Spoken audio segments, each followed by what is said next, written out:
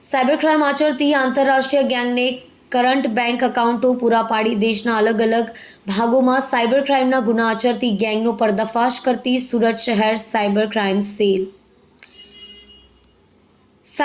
Cell Surat શહેરને ખાનગી રાહે બાતમી હકીકત મળી કે પ્રવીણ ધાધલ તથા તેનો પુત્ર ચંદ્રરાજ ધાધલે પોતાના ઘરે flat number I-504 star palace Krishna રેસિડેન્સીની સામે કોસાડ રોડ સુરત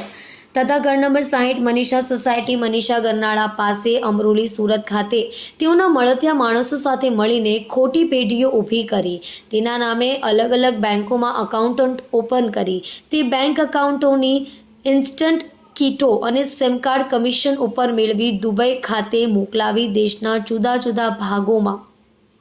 સાયબર ક્રાઇમના ગુના આચરતી ગેંગ સાથે મળી સાયબર ક્રાઇમની પ્રવૃત્તિ કરી રહેલ છે જે બાબતે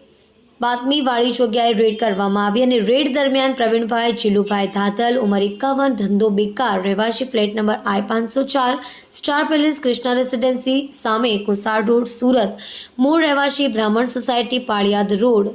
બોટાદની ધરપકડ કરાઈ છે. જોતા રહો ન્યૂઝ 9 સુરતી.